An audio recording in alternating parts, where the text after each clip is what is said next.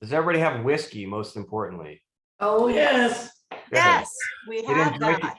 You didn't Yeah. drink it all already, did you? It No. was tempting. It was tempting. Yeah. Half- Okay.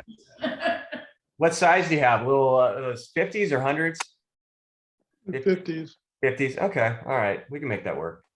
With all three of them, I think we can. Yeah. Yeah. Or these 500? No, No, no.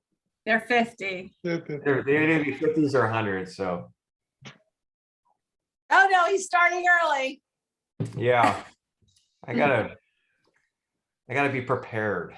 A nice rosy glow going. Which one was that? So we can chug it too. So for the purposes of tasting, I usually like to do the bourbon first, the Pipe Dream, and then the blend, the Lost Monarch, and then finish with the rye, the Emerald Giant. I don't know exactly how they're labeled on the samples, but That's on the tasting sheet we have. That's the order we have. great. Okay, Pipe Dream, Lost Monarch, and then Emerald Giant. perfect. Yeah, that's so I'm drinking Pipe Dream right now. Nice. Is it best to pour it in the glass right now to kind of let it Yeah. air out? For sure. Get it in there. I mean, these have been racked off of a bottle already, so they've already gotten some exposure to air lately. But yeah, it doesn't hurt to get them in a glass. And So we're doing Pipe Dream first. Pipe Dream first, yeah. There we go.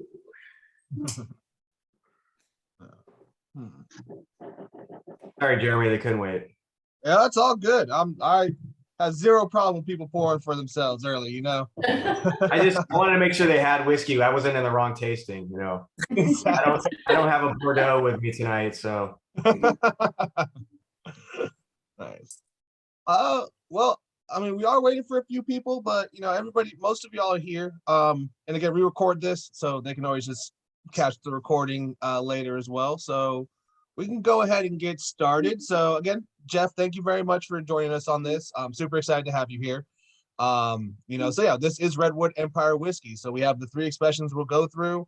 One of the main reasons why I picked this brand to go with for one of our happy hours with Jeremy is because of the response we've been getting in store for it. So I brought these into the store last July, and just looking at the straight numbers, these have by far the best pull through. So purchasing and repurchasing at the store, you know, in the whiskey category, for everything we carry, I've seen the most turnaround on these, and that's something I thought would work really well for the store. You know, back in 2020 when I was reintroduced to Redwood Empire when they're relaunched into these three whiskeys. It was one of those things where when I tried them when I was working for Wine Warehouse, the Wine Country was one of the first stores I thought of about how I think they'd work well there. Not just because they look great and the whiskey itself is great, but also the practicing of the conservation of the forest, you know, the Planet Future Tree organization that they work with, where every bottle sold is a tree planted. Just that kind of consciousness is really cool in a company. And, you know, again, when there's also delicious whiskey with it, it works really well. So definitely one of those things where I was excited about it. Once I joined back with the Wine Country last year and was able to have it on the shelf, it was one of the first things I did. And yeah, it was just really exciting to have it back or have it in the store and to see the theory of it working well at the store actually coming through. So very excited about that. And then yeah, and you know, Victoria, she came into the store a couple months ago and we talked about ideas for promoting the brand a little bit more. And I mentioned that we do these tastings, and she's like, "Oh, well, would you be interested in having Jeff Duckhorn on one of them?" And first answer was, of course, and then it was just trying to figure out the date that worked for it. So happy we were able to find that, happy we're able to do this now. And yeah, so Jeff, you know, his last name is Duckhorn. So with, let me just ask you, Jeff, so coming from a very prominent wine family, you know, what brought you over to spirits? Yeah, so I've been asked that before, believe it or not.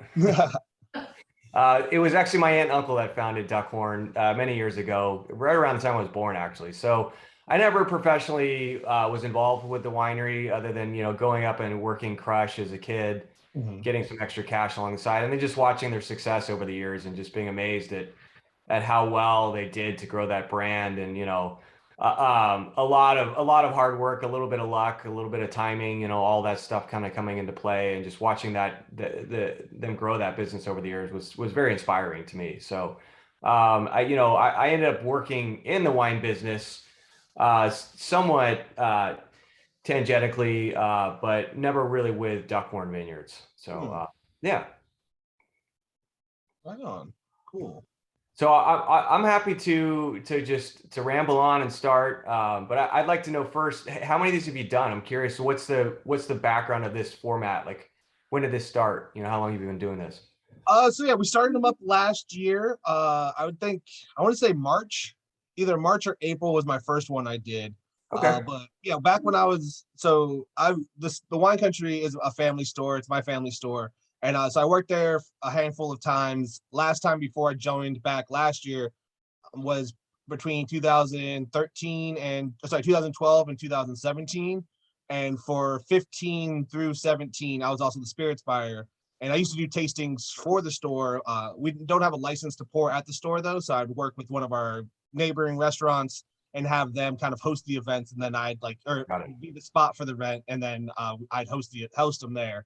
And, with COVID going on, it's kind of harder to get into that realm of being able to get the aspect of when we were going to be able to taste in person again. So the idea of doing it over Zoom came up just because with working with Wine Warehouse, we would do Zoom events from time to time when we were tasting. And I was like, oh, I could see that transitioning for the store as well. And yeah, so like I said, I think March, April was the first one we've done, and we've done one every month since then besides December. And yeah, it's interesting because we always get a different, we get some of our, core customers who come to all of them. And then we get people who like pepper in because it's something that interests them. So yeah. Cool. Yeah, I'm just curious. I mean, I've done quite a few of these now over the last couple of years, and some good, some not so good. But I do think it is a really nice format to kind of reach out and touch people that you might not get to touch otherwise. I mean, I do quite a bit of travel. I was in Atlanta last week. I was in New York a month ago, and then Boston, and I'm going to be in Chicago and Maryland next month. So I do quite a bit of travel, but to be able to do these, also on the side is just really nice because I do get out and talk to people, and I do love what I do, and educating is really fun thing for me to do now, having learned as much as I have over the last 7 years. So I definitely enjoy this format. It's fun, and it's just also we can all kind of just enjoy spirits in our own personal space and not worry about having to drive home or other issues or things like that. So it is fun. I've come to enjoy them over the last couple of years. So I'm just curious how people got to where they're at with their own format of it.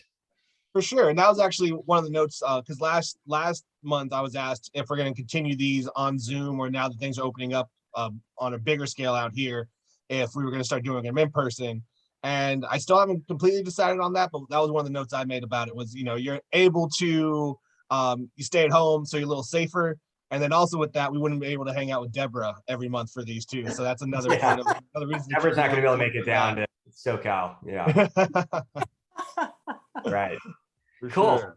All right. Well, I'm happy to start, give you all a little background on our company, myself, the distillery, and then we can get into tasting some whiskeys. And then, like I said, please ask some questions along the way, and hopefully you learn something, and maybe I'll learn something, and we'll all have a good time. And for sure. Yeah. Yeah. So Redwood Empire is part of a bigger company. We are Purple Brands. So we are a wine and spirit company. And we've been around for quite a while. It's all owned by one guy. We have one owner. His name is Derek Benham. And he's been in the wine business for quite a while now, over 30 years. And he's had some really good success over the years. So he founded a company called Blackstone Merlot with his brother back when in the 90s, and did really well. And then they sold that off and kind of went their separate ways. And Derek founded a new company, Mark West, a Pinot Noir, and then grew that up through the kind of the 2000s and sold that in 2012. And at that point, Derek wanted to continue with the wine program and hopefully have the next big success in the wine world. But he also wanted to diversify out. He's always had a nose for kind of up and coming trends and what's going to be what's on the horizon or what's getting hot. So, Merlot when it was up and coming, Pinot Noir when it was rising, and then spirits. So in 2012, when he sold Mark West, he had some funding and really wanted to form a distillery. So we did that in our wine location in West Sonoma County, a little tiny town called Grayton. And it's a big wine production facility. And we kind of carved out a little area for a distillery in the back. I'm not actually in the distillery, but this is what it looks like. This is our still, our main still, and then we have a little gin still here. So we carved that out 2012, started talking about it, build out 13, 14, and got operational in 15. And that's kind of when we started making spirits. Myself, I was with the company since 2011. I was hired actually as a cost accountant to work on the wine side, all the accounting of the wine, also kind of general ledger accounting, all the finance stuff. Super exciting and sexy, right? That's kind of what I've done the majority of my career. I am a numbers guy. I do like numbers. I went to school for that. But I've kind of been looking to do something different. I'm in my mid 40s now and was wanting to maybe branch out and get out of the financial world. And Derek knew that. And I'd always been making stuff at home. I'm an avid maker of whatever I can. I love fermentations of any kind. I have a big garden. I'm always growing stuff. I've been making beer for many, many years, and kombucha and sourdough bread and all that kind of stuff. So I had been bringing that in, and the conversation of the distillery started to happen. And I quickly raised my hand and said, "Hey, I want to be involved in that." And they're like, "Okay, cool. You can help with the financial part of that and figure out how we're going to pay for it and the asset management and all that." And I'm like, "That's fine, but I want to be like involved. I want to help, make stuff." And so they're like, "Okay, we'll see what we can do." And so we hired a young distiller throughout the process of building out, and that we were going to do kind of a job share thing. I was going to kind of show him the ropes of the back end, the financial side. He was going to show me the distilling side, and just kind of job share. And it took a little longer to get built out, as they usually do, permits and all that stuff. I mean, these things are not easy to get put together, and just all the codes and things that go along with it. And so by the time we got operational in March of 2015, our distiller decided that this wasn't the right fit for him. So 2 weeks into being operational, he quit. And all of a sudden we didn't have a distiller and we had a distillery. And so Derek turned to me and said, "Hey, do you think you can figure this out?" And I mean, opportunity of a lifetime, what are you going to do? Right. So I was like, hell yeah, let's go. So that was a little over 7 years ago. Rest assured, I've gotten some education along the way. I've gone to a lot of workshops. I do a lot of reading, and then a lot of this is just trial and error, to be honest. There's a lot of formal education out there for winemakers. Obviously, it's been, there's schools. We have several local to us here in Northern California that are for winemakers. Brewing, more and more, there's education available formally. Distilling, not so much. There's really nothing in the US still. There's one school in Scotland that's kind of known as the school for distillers. But other than that, I mean, all of us distillers are kind of like reinventing ourselves in our later lives. So you talk to 10 distillers and you're going to get 10 different stories about where they came from. And it's really interesting. So it's kind of what makes this industry really fun. It's up and coming, the craft spirits, and we all kind of have different stories and different backgrounds, which lends to different methodologies and different end products. And it's just kind of a really fun melting pot right now. So that was 2015. We spent the better part of 15 trying to figure out how this works, what we were going to do.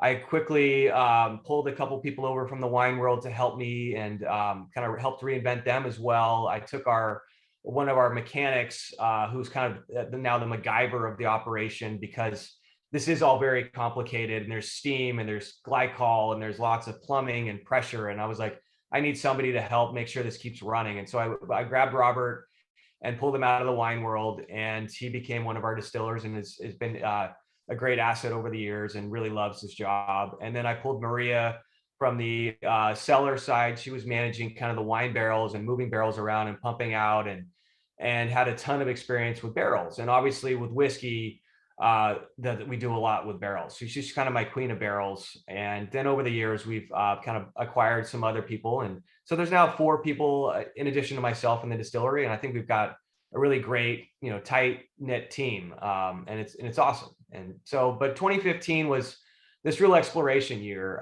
We knew we wanted to make gin. Our owner Derek was very passionate about gin. He was we were going to make a gin, so that was something we focused on quite a bit. But we all knew that whiskey was going to be the thing that pays the bills. So we started laying down mash bills and just playing around and seeing what this still will do. This is a little bit unique from a craft perspective. It's a continuous column. And so it runs and processes beer, distiller's beer, it's called, continuously, as opposed to most smaller distilleries have a pot.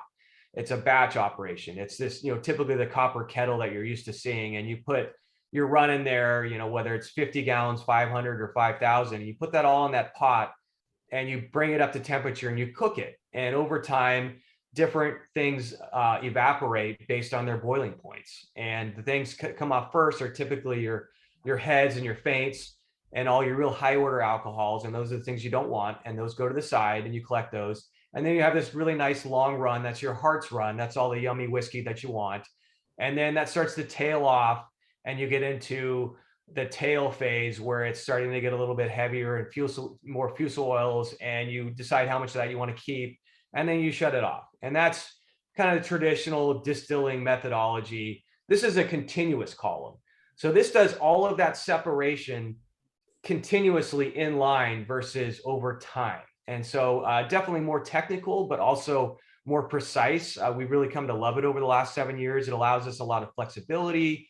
It's got a touch screen so we can control the top of the columns and really determine what temperatures we want, which is going to change our profile of our spirit. So really come to love it over the years. We've made a lot of whiskey on it. So currently we're sitting on probably about 4,500 full-size 53-gallon barrels that we've made off this still. But in addition to that, we've over the years been acquiring whiskey from other places in the U.S., Indiana, Kentucky, a little bit of Tennessee as well. So the three whiskeys we're gonna drink tonight and talk about, they're all blends of whiskeys, blended stuff that we've been making in California and stuff that we blended in.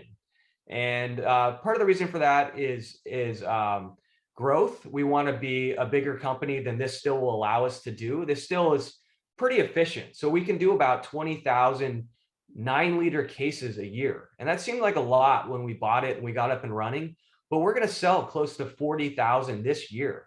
And so if this was all the whiskey we had to depend on, we would have been in trouble already. So we decided very early on, let's go buy some whiskey so that we can have more available for the world. It also allows us to let the stuff we're making in-house age out longer and have more complex products for the marketplace, so that we're not having to release a young whiskey that's not quite ready. And so I love blending. I love the way that we're doing things now. It gives us a lot of flexibility. We have well over 13,000 whiskey barrels in total that we own now, and including all the barrels from other distilleries. So we have like a huge playground to play with, and it's very fun, and we love it a lot. I hired a head distiller about a year ago in January, Lauren, and now a lot of our time is spent just managing these barrels, understanding what we have, working on blends and all of that fun stuff. So there definitely is an art to it, and yeah, it's very fun. So that was a lot of information. I'm going to take a sip of water. If we have any questions, please feel free to ask.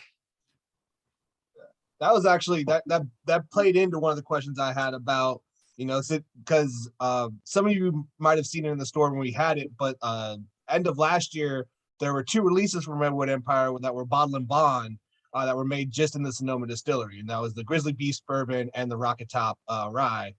And yeah, I liked them both a lot. I thought the Rocket Top was a whole nother level of rye whiskey, which was really cool. But yeah, that's just one of those examples that Jeff just talked about, being able to lay stuff down for a little longer, or, have a specific style that you're looking for. With those 2 bottle and bond whiskeys, that was like the first of the releases from Redwood Empire that was all 100% Sonoma spirit. Yeah. And yeah, I was just going to ask later, Jeff, if you guys plan to keep working with other distilleries. So that sounds like a great plan to, like you said, because if you were able just to work with the ones or the still y'all have, be in a lot more trouble. Yeah, we'll get into the future a little bit later once we taste through stuff. But it's a long road. I mean, distilling is not an easy game to get into. Like if anybody was thinking about getting into it, I would highly caution them against it unless they have very deep pocketbooks and just a very long vision of where they want to be in the future, because it takes a long time. I mean, we're in year 7. This is probably going to be the first profitable year we have. And it's taken a lot of money to get to where we're at. I think arguably we've been able to do it a little bit more restrained and slower than some other companies, because we're not having to pay creditors. We have an owner that made his money in the wine side and continues to do so. And that's really allowed myself and our whole company, frankly, to benefit from that. So we can release older, more mature, higher quality products because of that. But it is a long run. So we have some ideas where we want to be in 10 years and kind of some plans on how to get there, but it will continue to evolve. And that some of that's, predicated on how things go for us, how quickly we sell, how things go, what sells better, how that plays out. So yeah, it'll be very interesting. So distillery started in 15. By 16, we had our gin in market. It's holding up my laptop right now, so I'm gonna just show it really quickly. But and I have this virtual background and it makes everything goofy. But That makes it tricky, yeah. yeah, Pull it back, maybe. There you go. yeah. It's- There. Okay, there. Yeah, So there you go. So it says Benham's Gin. It's a beautiful bottle. This is out in market. So this is our gin. This That's is really available in store as well. Sorry. Yeah, there we go. Perfect. This was really my first baby. I do love it. Making gin is very fun. It's a little bit daunting because it's a very wide open spirit. The rules say that you have to have the predominant characteristic of juniper in it, and that's pretty much it. And everything else is up to you. You can use whatever base material, corn, rye, wheat, grape, potatoes, you name it, anything you can make alcohol out of. And then you can really put like 4 juniper berries in it and a ton of other stuff, or be almost all juniper with just a few other flavors. So it's a very broad category, but that also makes it a lot of fun because you can make different styles of gin. So we had a lot of fun working on that in 15 and got that to market in 16. And it's been a bit of a roller coaster. I think it's coming back now that COVID is loosened up. Gin's kind of tough to sell when everybody's at home because people aren't as adventurous buying gin as they are buying whiskey on the shelf. They'll go get a cocktail for gin, but it's a little harder to buy a bottle of gin. Most people just don't know what to do with it. So it's kind of yo-yoed a little bit, but I think we're coming back. So I'm excited about that. But like I said, we really whiskey was where we knew we wanted to go. So we were laying down whiskey in 15, and really 16 is where we started to heavily invest in laying down whiskey. And we do that, 4 days a week. We're distilling, 11 to 12-hour days. And then Fridays is always our cleaning and barrel down and work on other projects day. And we've been doing that since, like I said, 15. So we have all these barrels in inventory now. We knew we were going to launch a whiskey. We decided in 17 to launch a whiskey. And as Jeremy kind of mentioned earlier, we had one product. It was our first launch. It was under slightly different packaging. At the time, that was the juice we had available. We decided to do American whiskey because that was just kind of the stuff we had available. The blend, I got to really kind of control the blend, and it's a majority rye blend, 60-ish% rye, 40% bourbon. And really fun, it's got some nice sweetness to it. And it eventually morphed into what is the Lost Monarch today, and what we're going to taste a little bit later. But we had this one whiskey in 17, and it did okay for us. Again, we're new to this, so we know wine pretty well. We're still learning on spirits, and got a lot of feedback on labels and label design, and ended up launching a product that looked very much like the category. It looked tan label, very vintagey, kind of classic-y looking, looked like the rest of the whiskeys out there. And it was great. It was like, fine, we look great like the category. It's accepted. We're part of the family. But you put it on the back bar, you put it on the shelf at retail, and it's like, where did our whiskey go? Because it just looked like everything else. And so we got a lot of feedback on that. We knew we were going to launch a bourbon and a rye. And so as we got closer to that time, we decided to retool our labels. We went back, used a different design firm. And that's where we ended up coming out with the beautiful labels that we have now. And again, it's working a little better here. So that's this is Pipe Dream, and they're pretty sweet labels. I can't take credit for the artwork or the design, but they really do make my job a lot easier. And so we really relaunched in 2019 with the family, with the 3 products we're going to taste tonight. And yeah, you know, fall of 19 seemed like a great time to launch a new brand, but you know, of course, right around the corner was COVID.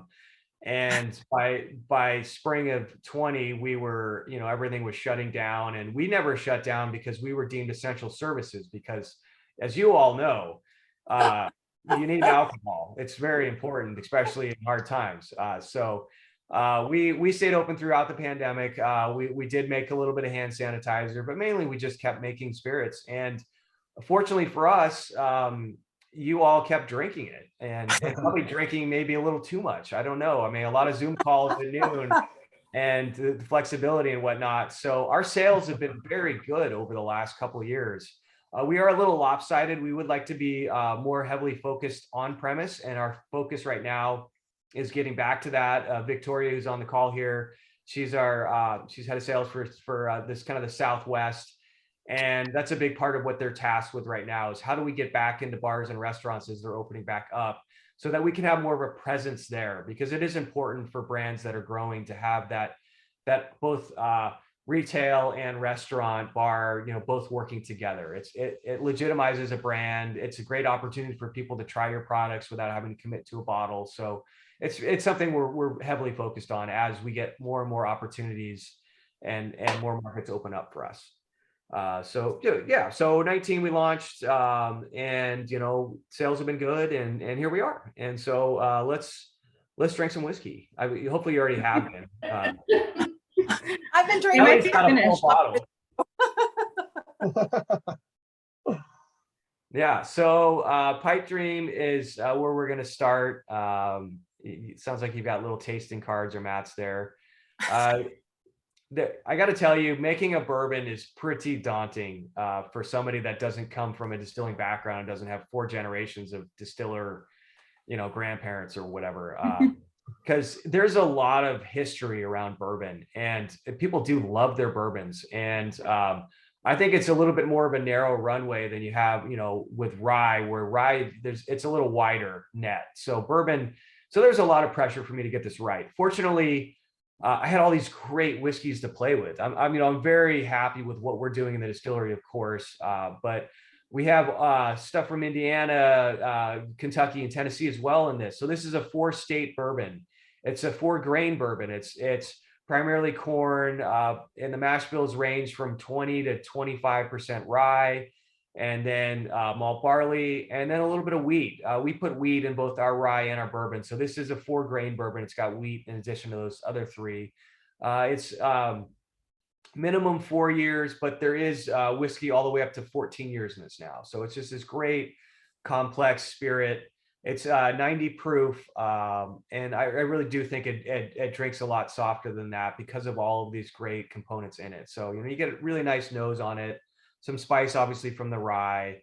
That older bourbons really just help give it length and some of that real heavy chew to it, and you know, just the weight. But I love the nose of it. Just a lot of fruit on the nose. It's really fun, you know. Yeah, what I really enjoy about this bourbon is that it's nice and savory, but still has some really nice rich flavors to it as well. Like, you know, at least for me up front, you get a lot of those baking spices and soft fruit notes. Then you get a little bit more of those kind of like cocoa and softer kind of like toasted vanilla on the back end. And that's interesting that you guys add wheat to this, because there is a little bit more of that kind of like coaty mouthfeel that you get like a wheated bourbon. And I can see that playing in that profile a bit. For sure. I get the rye up front with this. I mean, it's got a, you know, significant amount of rye at 20 to 25%. So you do get some nice spice to it, but for me, it's fleeting, you know, it's a nice little hit. And then it's just, it goes into this beautiful length. And I love how far this resonates because of the nice older stocks we're using for it. So it's, again, having the freedom that we have to play with all these great blends lends itself to such a great quality spirit. And this is, for the price point, I think it just, you know, definitely delivers a lot of great flavor and just that length. Yeah. So everything. Deborah, go. So as your distillery gets older, and you're able to have more length in your own distilling, Yes. will you mix it with so much other stuff as you go along? How will you transition, or will you transition? That's a good question that we're still evaluating. So, like I said, we're going to be, 40,000 cases this year. We'd like to be 100,000 cases someday.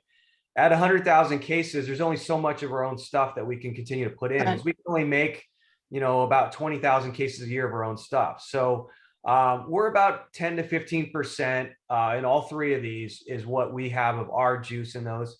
And that'll probably stay pretty consistent, at least for the next couple of years. We are planning to build a new distillery. The distill is already picked out. It's going to be a larger continuous column, and it's mostly paid for actually too. And it's just been delayed because of all the things going on. So we're hoping to get that landed next year.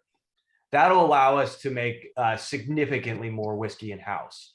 And so my personal goal would be to, in 10 years, be primarily California whiskey in bottle, but it's such a long road to get there. The new still's up and running by 2024. That liquid's not going into blends until 2028, 2029. And it's still only a 4 to 5 year at that point. So really, it's a long road for us to get there, but that's my goal personally. And yeah, so maybe we'll phase down the blended stuff and we'll phase up the in-house stuff, but really we're a ways off from that, just based on the amount of production we can do and the other fun things we want to do with it, like Jeremy mentioned with the bottle and bond, and we want to do some cask program and some single barrels and barrel finishes and other fun stuff with our juice. So we're trying to hold back as much as we can so we have whiskey available for the future. So you say you have, was it 1,300 barrels in your stock? Is it 1,300 or 13,000? 13,000. So where do you source your barrels from? Well, so that's a blend of whiskey that, we made. So the 4,500 is whiskey we made in house. We're sourcing, the barrels we started out using Kelvin, and we've gone to Speyside over the years. We're using a couple local companies in California right now, Charrois and Nadalier. They're a little bit more traditional wine companies. With whiskey, unfortunately, with American whiskey, we're a little bit limited on what type of barrels we can use. If you want to call it bourbon or rye, it has to go into a new barrel. It has to be American oak, and it has to be charred. So we don't get to play with French barrels or Hungarian barrels. We can't just toast them and they can't be used. So we're a little bit limited on first pass. We can play around on the finishing, and we have done some of that over the years, and we'll definitely do more of that. So we are, those are kind of our limitations, but within that, we try to get different cooperages and play with different forests. American oak is grown all over the US. And so depending on whether it's Northern American oak or Southern American oak, or there's even subspecies like Quercus garryana, which is a Northwest, Oregon oak, they all have kind of different flavors they impart. And we've played around with a lot of those over the years. So. And you're toasting the barrels yourself, or? No, cooperages do that. Yeah, it's a pretty specialized industry to do that. Right. I wouldn't pretend to even know where to begin on that. So it's all outsourced for the toasting. Yes. Yeah, we get, between a truckload's typically a couple hundred barrels at a time. If it's more local, we'll get half a truck or whatever, because we don't want them to dry out. And those are all done on site at the cooperages. Yeah. So thoughts on Pipe Dream so far? Good. It's great. I love it. All right. I'm very happy with it.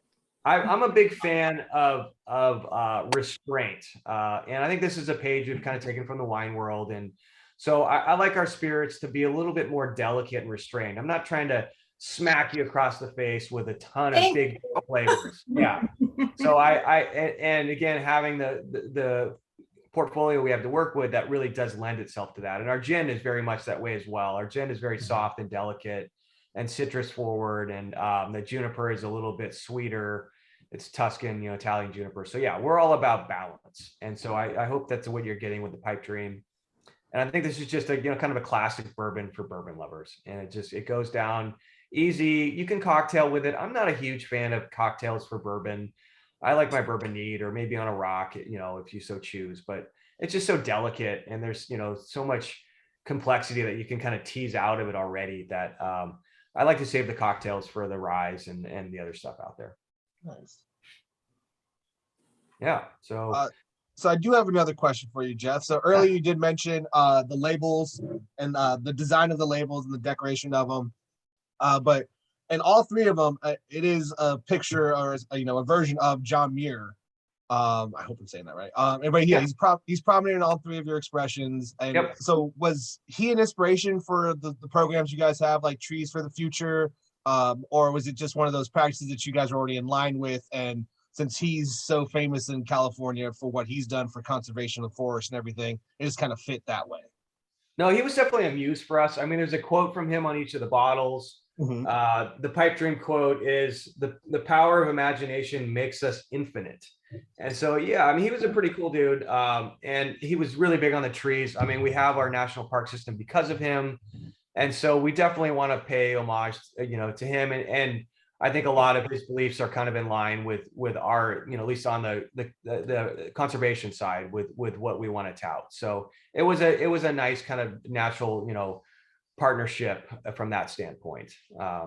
Yeah, I hope that answers your question. The other thing to say about the labels, and thank you, I always forget the marketing part of it, and people always remind me, and it's always super helpful. So Redwood Empire, first of all, is actually a place. Historically, it is the area north of San Francisco up to the Oregon border along the coast. That's where all the redwood trees used to grow. A lot of them have obviously been cut down. They were cut down to build places like San Francisco. A lot of San Francisco was built with redwood, and in many other places they logged them and they shipped them down via boats along the coast. So we have something like 1% of all of that redwoods are left. But those are fortunately all protected now in state and national parks. And so you can go see these trees still, like Jeremy has behind him. And they are quite amazing. Most of us being Californians, I imagine some of us have been there, but they are very awe-inspiring. Half an hour from the distillery where we're at, there is an old growth forest.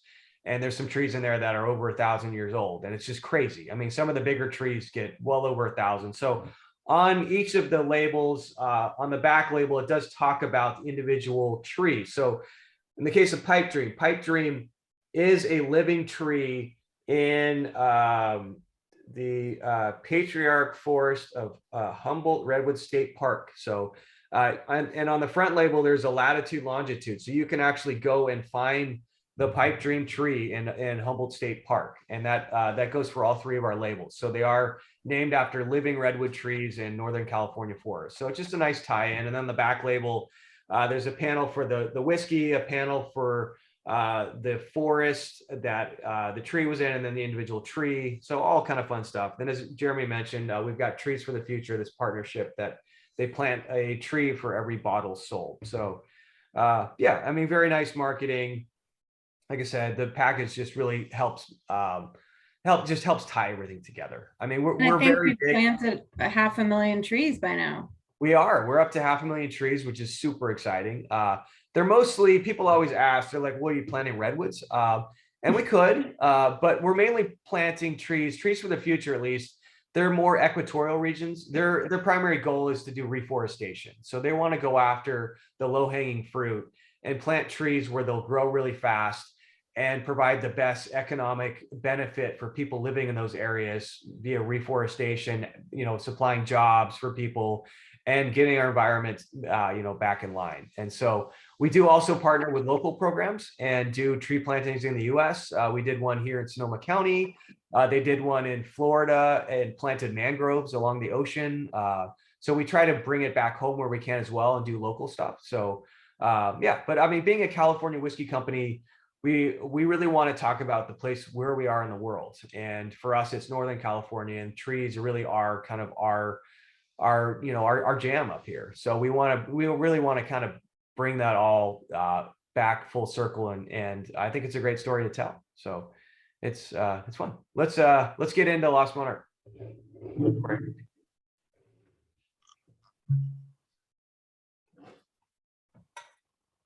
I hear full bottles opening.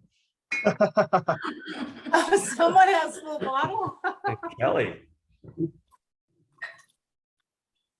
Sure, Victoria does. Yeah, so Last Monarch Blue Label, like I said, this was the American whiskey we launched in 2017, or very similar juice wise. So it's that 60% ish rye, 40% bourbon. I'm a big rye fan. So when we had the opportunity to just launch one spirit, I'm like, I'm going to do a rye forward spirit because I think that rye's great and I love it. And I think it's very versatile. So I was all about that. And so that's kind of what this delivers. So you might have heard of Boo Rye. It's a High West brand, and that's a bourbon rye blend. This is kind of like a rye boo.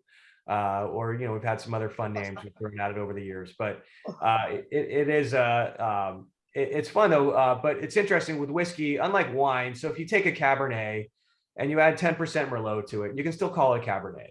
If you take a bourbon and you add, you know, 10% rye to it, it's no longer a bourbon or a rye. It's now a whiskey, an American whiskey. In the case of this, a blend of straight whiskeys. So you lose your designation when you blend them together. And so for us, all of our blending decisions are made when we're making our mash, when we're taking our grains and cooking them and getting them ready to ferment. So that's where we make all of our blending decisions and decide how much rye or wheat or barley we want to add to our corn, or if we're making a rye, you know, what other things do we want to have in that rye? So all of our decisions are made up front.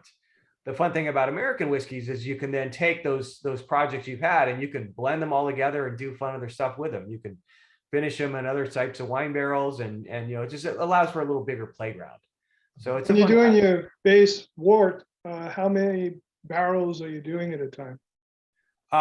This still on a day production, like I said, roughly 11-hour shift, we're about four barrels per day. So we're filling about 16 barrels per week. We batch, so we'll run a week and then we'll fill barrels on Friday. Or in the case of the last couple of weeks, we're on a long bourbon run, so we'll make whiskey for a couple of weeks and then fill at the end of a couple of weeks. So 4 barrels per day. So I think we're about 800 a year, I think is how that kind of works out, give or take. Yeah. So you know, a lot of rye spice on it, obviously, rye being predominant, and I love that.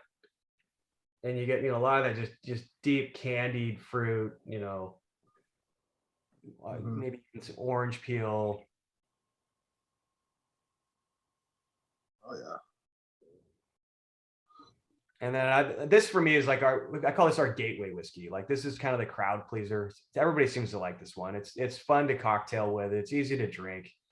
The rye's there, but it's not overpowering. You can drink this pretty easily. Mhm. This one seems like there's a tiny bit of a bite to it. Yeah.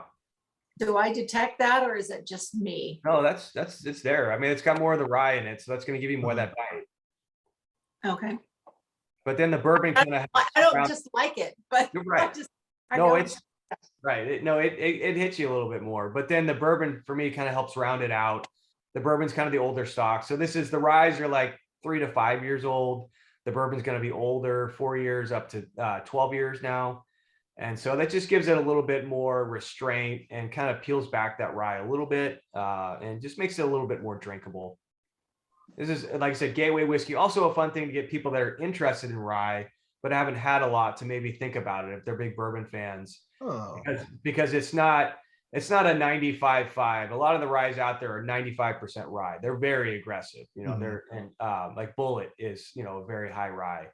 And that's fine. That's great. I mean, they're tasty. They're really great for cocktailing. But if you're used to drinking bourbon or softer spirits, and you go right to, you know, a high rye, they can be a little off-putting. So this is kind of a nice transition for people that are interested in rye. I like that. I like that thinking, because yeah, I hadn't thought of that before for the Last Monarch, like the nice entryway. Because I've introduced it to people or talked to people about it, like, oh yeah, if you like bourbon, if you like rye, this kind of like a nice happy medium. But it also is a great introductory too, because it does have that softer kind of profile where you do get some of that rye bite, but that's big richness kind of comes more along on the finish. So it rounds it out, gives you that nice kind of subtle softness on the back end. Yeah, I'm getting at least in mine, I'm getting a ton of orange peel tonight. It's funny, it always for me, it's a little bit different, you know, based on the individual blend. We try to keep them as consistent as possible, blend to blend, but things do change over time. But what we've been doing is changing a little bit, and our distillery partners, you know, they do change a little bit. So, and then also I find that The the bottle's fruit been, day. What's that? It's On a fruit day. Fruit day, yeah. And if the bottle's been open longer, I do find that the flavors do evolve in the bottle a little bit more too. So I mean, spirit's one of those fun things where it just continues to evolve, and you have a much longer runway. You know, you open a bottle of wine and you've got a pretty short runway on that bottle, and you know, depending upon how good it is and how you treat it, and if you you know, add oxygen to it or argon or whatever, you can stretch it out a few days, but it dies pretty quickly. Whereas spirit in a bottle, you know, you got a nice long runway where it'll continue to evolve, and eventually it'll start to mute and go south. But it's fun to kind of watch it evolve over time in the glass and in the bottle. So it's, yeah. I get a lot of candied orange on this stuff. Yeah, for sure. I mean, this is like an old fashioned in a glass, you know, it's just got all that. Definitely, yeah. A prepared cocktail. Yeah. People always tell me, they're like, dude, that Lost Monarch, it's good, but like, it's dangerous. I bought a bottle, and I don't know what we ended up drinking like half the bottle like the first night. I'm like, well, don't do that, but Or Yeah, do. 90 proof again. So yeah, definitely could Yeah. sneak up on you if you're. yeah, all If you three of let our it. core offerings are 90 proof. We are going to launch this fall a small to start a small run of cask strength of all three of these. So I'm a big fan of cask strength. This is something you're kind of hearing more and more out in the marketplace. Whiskey goes into barrel. The law says you have to go in below 125 proof. You can go in much lower if you want, but then it becomes you're spending a lot for wood. So most people go in between 110 and 125. And then depending upon where you live or where the barrel lives in the world, if it's a very humid place, the proof's going to go down. If it's a very dry place, the proof's going to go up, just based on the chemistry and what escapes the barrel quicker, water or spirit. And then most things are watered down, like this is, to get to whatever your entry proof, your bottle proof. This is 90. So, but you're seeing more and more cask strength, and that's when you just literally just take the whiskey out of the barrel and bottle it at that higher proof. And they're very strong. Obviously, they can be, you know, on the very high end. I've seen 140 proof in very Wow. hot climates. And that's kind of something that people are chasing. But when they're dialed back a little bit more, they can be very fun, because you can try them right out of the cask, and you're getting to experience that. And then you can add a little bit of water to them, and then you get that evolution happening right before your eyes in the glass. And so you get to really see a little volatilization of flavors and see the spirit, you know, kind of change in your glass. So it's kind of like I said, it's a fun thing. You're seeing more of those out there. Even like Jack Daniel's, Jack Daniel's has single barrel now, and those are actually quite tasty. And a ton of other, you know, big companies, little companies are offering more things at barrel proof. So we're going to do, like I said, a limited run of each of these. That'll be kind of a seasonal offering. That'll be really fun. Nice. And they'll probably be around 116 to 118 proof. So Do they have Jeff- more bite to them as a cast? Is there more bite? Yeah.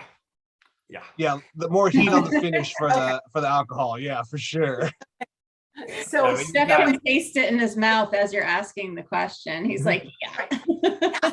Yeah, I mean, you have 30% more alcohols, you know, sometimes more. So, and you know, and alcohol doesn't necessarily provide bite, but it does provide some of that. But then you're just getting a lot more of those concentrated flavors too. So, right.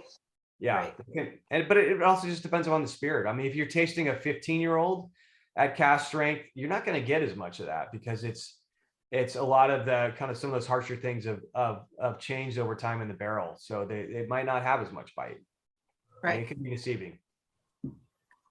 So Yeah. Jeff, earlier you mentioned you know, blending everything together, and a couple months ago on March, actually, we were doing a Virginia distillery tasting, and Amanda Beckwith, who's their master blender, was with us, and she just talked about like the nuances of like the, you know, blending just a little bit of each thing to try to figure out what you're going to do before you do like the big bottling or the big barreling prospect of it.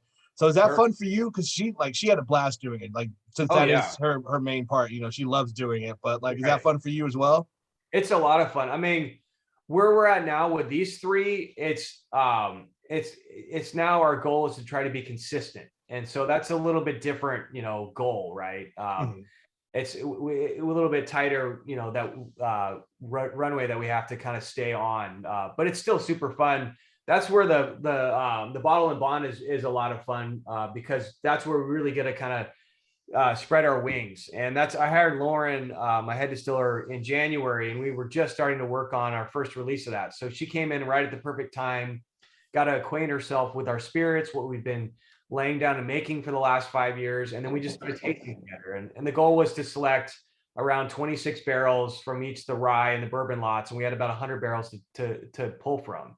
And so it was a lot of fun to taste through all these barrels and put these blends together and kind of identify what we both liked, what we didn't like, get to know each other's palates, and yeah, really build that blend from the ground up. And we didn't want 26 barrels that tasted exactly the same, because that wouldn't be that exciting.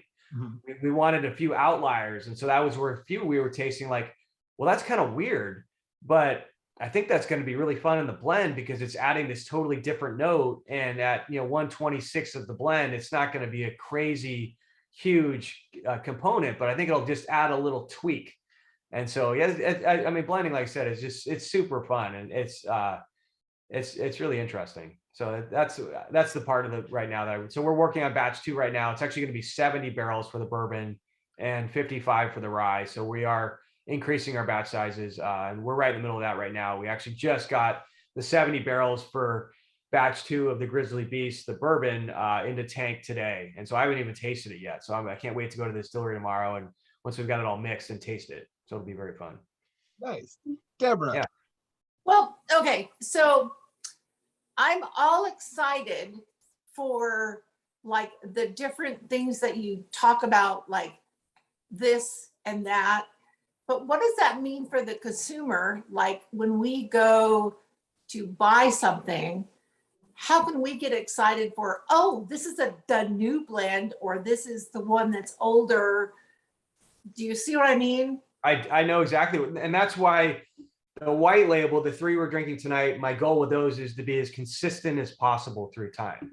So that when you go and buy a bottle of Pipe Dream, and then you go back and buy it 6 months later, Right. that it's what you tasted before. So that's the challenge of a distillery, right? Is you want to experiment, you want to do fun stuff, but you don't want to confuse your consumers too much. And so that's kind of what our approach has been, that we have this core offering that we try to keep as consistent as possible. And then we have these other things we do that are more limited release, and they're smaller. And so you'd really have to kind of seek them out to even find them, and they're going to be more expensive. And those are more for the whiskey geeks that are looking for things that are really different and whatnot. So that's where I need to see Jeremy when Yeah. that's Jeremy's problem for me. Right. And that's the nice thing about the world we're in now, is people are so much more educated about whiskey that you can go into at least fine wine in spirit shops now, and they're like baristas, and you can really get a lot of great direction. There's a lot of great spirits out in the marketplace. So you can say, well, I like this whiskey, what else might I like? Or this is the kind of thing I like to drink. And if they're knowledgeable, they'll help, kind of point you in the right direction. Okay, thank you. Yeah. Well, let's move on to Emerald Giant. Oh, I haven't finished the other one, but let's go for it. Thumbs up. Gotta keep a tight shift here.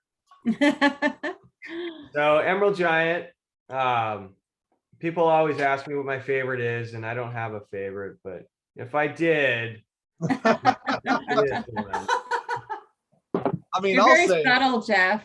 yeah, I was like, I'll Yeah. say it because I don't make all 3 of them. But yeah, the Emerald Giant's my favorite out of the 3, which also explains why the Rocket Top was my favorite out of the Bottle and Bonds. Not that they're the same profile, but just that I love rye. Rye's my favorite too. Yeah.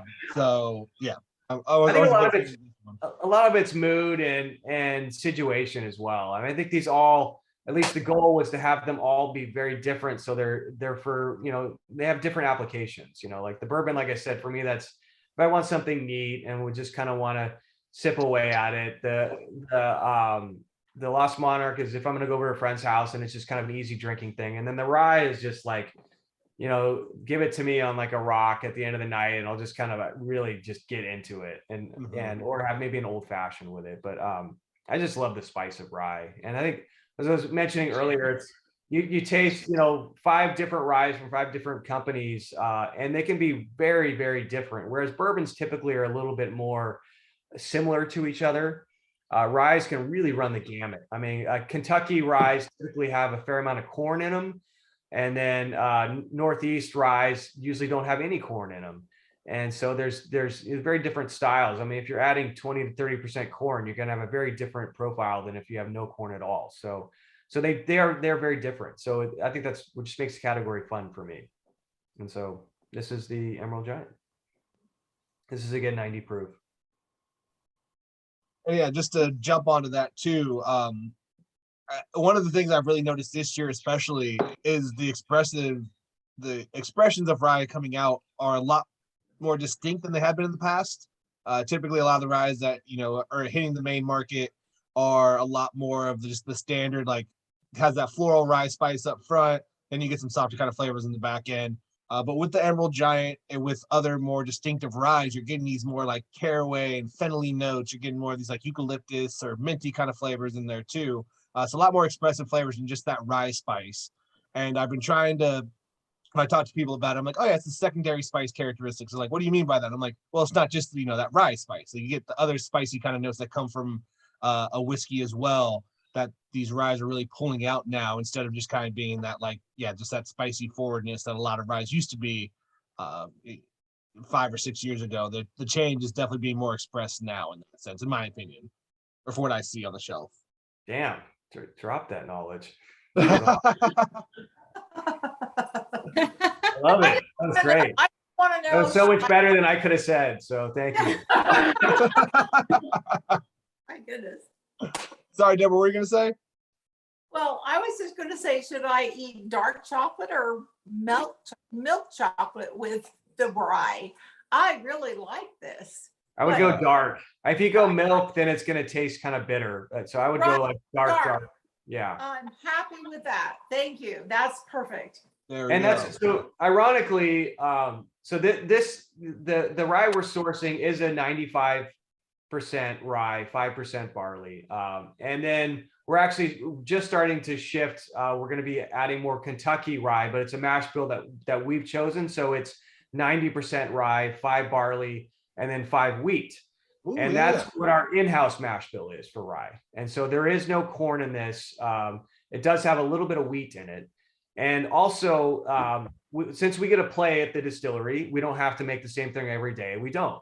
And so we do kind of quarterly mash bills that are different. So we'll do a very high wheat or a high rye bourbon.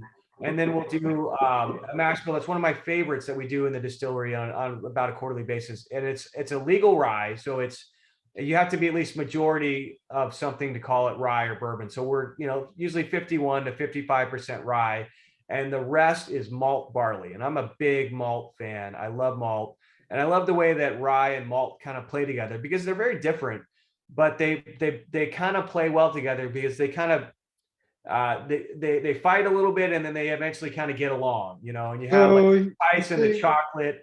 And so we have some of those high malt rye barrels, malt barley in this blend. And that for me, I get kind of on the back end. So you get all that spice, and like Jeremy was saying, kind of the secondary, the caraway, and maybe a little bit of wintergreen, peppermint.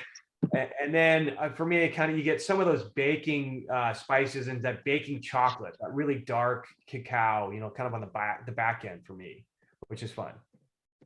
So it gives it a little bit different twist on kind of your traditional rye. Well, didn't you say that rye was a little more bitey? I don't see that this is bitey. This doesn't seem bitey to me. Yeah. This is really good, like the first one. But it's not bitey. But you're not just not warming it up from the inside. Well, I do warm from the inside, but it's not. I like it. Yeah. Marilyn, are you bitey?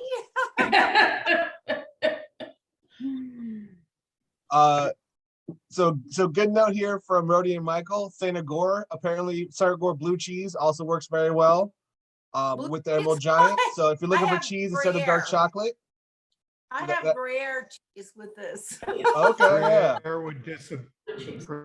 would disappear, but the Santa Gira stands up nicely to the rye. They nice. Okay, complement each other nicely. Yeah.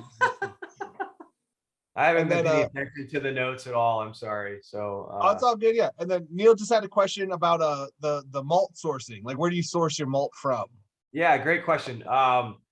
More and more we're using a place called Admiral Malt. They're in Alameda, so in the East Bay, Oh, yeah.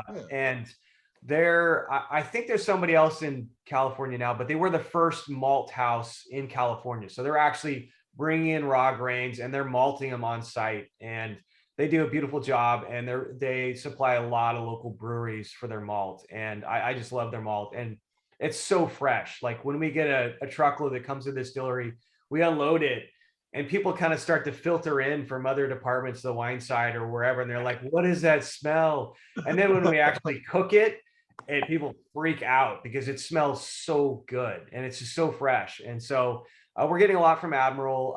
I do like to play, like I said, so we do bring stuff in from the Northwest. We've bought a lot from Brees over the years. They're one of the larger suppliers of beer malt, and they're based in Wisconsin. A lot of malt barley is grown in kind of the mountain states, so Idaho, Montana, Colorado. Admiral, the malt, they're actually, and more of our grains are coming locally from the Sacramento Valley, the basin there. They can grow all 4 grains: rye, corn, wheat, and barley in the Sacramento Valley. So Oh, yeah, we like to play around. We've also brought some stuff over from Europe. We did a little bit of peat not too long ago. So we like to play, but Admiral is a lot of what we do now. nice. Yeah. But yeah, going back to the whiskey, Emerald Giant's my favorite. And tonight, it's been a while since I tried the Lost Monarch like on its own like this, and that was really impressive to me. But again, Emerald Giant just always stands out to me. It's just like, that's just damn good. Love it. Hmm. Yeah, it's fun. So this is what we call the core offering. These are the 3 that we have available every day, and we have so since 2019. We have kind of these seasonal bottle and bond that we launch once a year in the fall, and batch 2 is going to be available. I think we're going to go in a bottle in July, and they'll probably filter out to market by September, hopefully. Mhm. And those are kind of grab them when they're available. And batch 1 went very fast, which is exciting for me because that means I get to keep making whiskey, which is kind of important. And so batch 2 will be a little bigger. And then, like I said, the cask program is something we're going to offer this fall, and I think that'll probably be a year-round offering depending upon how that goes. And then we have like kind of some super high-end barrel pick things that we've offered over the years, and that was sourced whiskey. That was whiskey we bought that we let get to 12 years and then all the way up to 14 and 15 years. And that's pretty much gone now. We've used it all up, and the remainder is going to be used for Pipe Dream.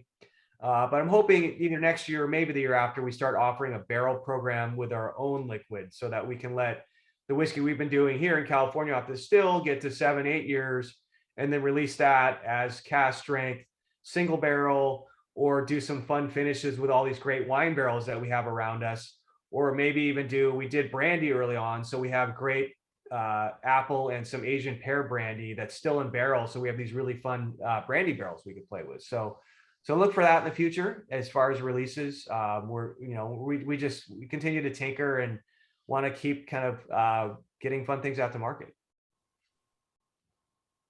Very cool. Right on. So, How, go ahead, Michael. how long do you think it's going to be before you get the barrel strength stuff out? The cask strength of these 3, Caster, yeah. they're launching this fall. We're working on the labels right Oh. now. I've seen some really great labels. I think we're narrowing that down, and so I think they'll be out this fall. That'll be fun. That's exciting. Looking forward to that. Jeremy, you have a pre-sale on those barrel strength. Great. Strength. Yeah. Oh yeah, no. I mean, Kelly knows anytime there's something from Redwood Empire that's available, just to let me know, and we'll bring some in. Because yeah, like I said, I Right. mean, I've been a big fan of these since I tried them back on the relaunch in early 2020 when we got to see them out here or down here, I should say. So yeah, I'm always excited about them when the Grizzly Beast and the Rocket Top were available to us. Like it wasn't even a question. Keller was like, "Hey, we just got these. We're able to get you guys a little bit of it." I was like, "Give me what you can," and yeah, and like Jeff said, they I went think I pretty just quick. automatically sent it. Nice. Thank you, Kelly. Yeah, Thank you. Ah, but yeah, like Jeff said, they went really quick. Like I had a couple of like whiskey buyers who actually haven't lived in the state even for a handful of years called me and was like, "So you got the Grizzly Beast? Like, can you send me some?"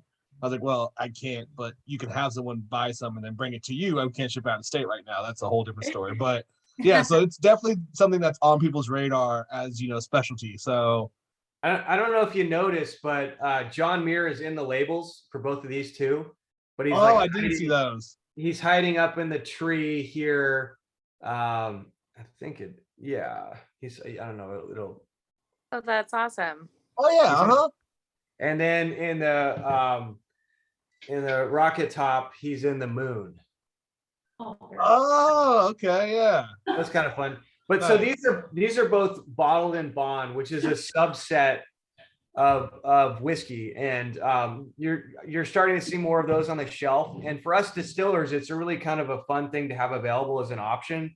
It's this crazy U.S. federal act that was enacted way back in 1897. And it was a way to protect whiskey and consumers back then, because back then, none of us obviously were there, but the whiskey, there was a lot of pretty shitty whiskey on the marketplace, whiskey that was, basically vodka with flavoring and coloring and tar and who knows what thrown in it, and trying to pass it off as whiskey. It was the Wild West as whiskey goes. And so they enacted this law to really try to protect the consumer. And it had a number of different tenets, but you had to be a single distiller, a single distilling season from a single distillery, and that single season is a 6-month window, so between January and June. So you couldn't commingle different whiskeys from different places or different ages. It had to live at the bonded facility for the life of the product. So again, not letting it go out and be manipulated, and it had to be released at a minimum of 4 years old, and it had to be released at exactly 100 proof. And so it was this pretty narrow subset, but it was all about just allowing them to really monitor and regulate the quality of the whiskey. And then that kind of went away as whiskey, got big on its own, and they didn't really need it anymore, and people kind of moved away from that. And then I think really in the last 10 years, you've kind of started to see it come up again. I think there's probably Buffalo. I think they have a couple products that were doing it earlier than most other people, but you're seeing more and more craft distilleries do it. And it's a really fun kind of like stamp of approval, because it's really only something you can do at your own distillery, and you don't get to blend with stuff from other places and other times. It's what you were doing for this 6-month window, at least 4 years ago. In the case of us, we waited till 5 years because I wanted to wait another year, and they let me, and so it worked out. But it's a really fun, because it's a very precise kind of window in what that distillery was doing back then. So it's very fun. I think you're going to see more of them as us kind of craft distilleries continue to grow and evolve, and it's just a really neat category. So I'm excited for it. Yeah, I actually wrote an article last year about bottled and bond and just how the new emergence of these new whiskeys coming out that way. And one of the things I always tell people about bottled and bond, I'm like, this is like the closest to a vintage whiskey you're gonna get, because it has to come from one run, one time. So it lets you know how that harvest went, basically, where a lot of stuff gets blended in. You have your older age stuff, you have younger stuff that you put into it. Where this is just like, this all came from one still, one time, one place. So yeah, it definitely gives you more of like in wine we call it terroir, gives you more of that kind of feel of what was going on that year in that or around that distillery. Yeah. Yeah, on the back label for these, it has the, when it was distilled, when it was bottled, how many barrels were in the batch, and then the blended mash bill, because these are typically a blend of whiskeys made over the course of a couple months at least. Mm-hmm. And so we kind of do some math and figure it out, but it tells you exactly what of each grain, and that's going to change with each vintage. So it'll be fun. So yeah, it's something that collectors can keep, and it just gives you a little bit more info on what you're drinking. So Do you Right. have another bottle and bond that you're working on right now? yes, it's the bourbon was just put in tank today. And the Oh, rye we're going to have in tank hopefully by the end of next week, because I want to bring some samples out to the market next month. So yeah, so those are going to they're on the bottling schedule for sometime later in July. Yeah, can't wait. I know, me too. Stay tuned for the fall. Yeah, Yep. Yeah. Fall's always a good time for bonded bourbon. You need that extra proof for those cold Right. nights. Those Exactly. cold Southern California months. yeah. So that's the spiel. People always ask me, do we have a tasting room? And so I'll answer that. Sadly, no. We don't currently. We're out kind of in the middle of nowhere at our current state. This build out that we're starting to work on, yes, we will. Hopefully that gets up and running by the end of next year is kind of our aggressive goal at this point, because I want to be able to make a lot more whiskey sooner rather than later. And that will have a nice tasting room experience open to the public. We're looking to build out somewhere in our current county of Sonoma County, probably a little bit closer to Highway 101. So we're a little easier access. So stay tuned on that. We're very active on social, Redwood Empire Whiskey. So, that's available there. Yeah. And keep So following since it. you don't have a tasting room, Jeff, is there a bar close to y'all that represents Redwood Empire that you could also go into that's kind of like The house bar? Yeah. That's a good question. I think we get more love down in Petaluma because that's where our main corporate office, so to speak, is. Okay. And so the people are drinking a lot more down there. So there's a couple, you go to any of the bars in Petaluma and we're very well represented. Graydon's where the distillery One horse is. town. Yeah, it's a 2-stop sign town. There's no lights. It's tiny. There's one bar. They're not open very late. So Petaluma would be your best bet, or Santa Rosa. I mean, for sure. Okay. All right. Good to know. I know next time down we're up there. that What way. Kelly, Victoria? Who's got us down there? Oh, goodness. Don't even put us on the spot. So many people have us. Well, good. That's a good answer. Yeah, you can walk into just about any bar. You're gonna find it anywhere. Good. Apparently, I'm going to be down in Del Mar in July, so I'll make sure that we get some more placements. Ooh. Excellent. Yeah. Well, right on. Again, everybody, thank you so much for coming out. Jeff, thank you for spending time with us. Victoria, thank you for setting this all up. I really appreciate you doing that. Thank you. As we're wrapping up, anybody have any questions for Jeff? Again, this is the master distiller. This is the man behind the curtain. Do y'all have any questions for him? Just a comment. Thank you, Jeff, for being a rye guy, number one. And thank you for all the nerdiness on the label. That's what I love. Awesome. Cheers. Thank you. So yes, everybody, thank you so much for joining us. Happy hours with Jeremy. I really enjoy doing these. It's nice to see that other people enjoy them too, because I can talk to myself about booze all the time, but it's nice to have other people who are interested and willing to listen to it also be here and get to meet cool people like Jeff as well. So like usual for these tastings, we will have a 10% off on the 3 bottles of the 750s of the Redwood.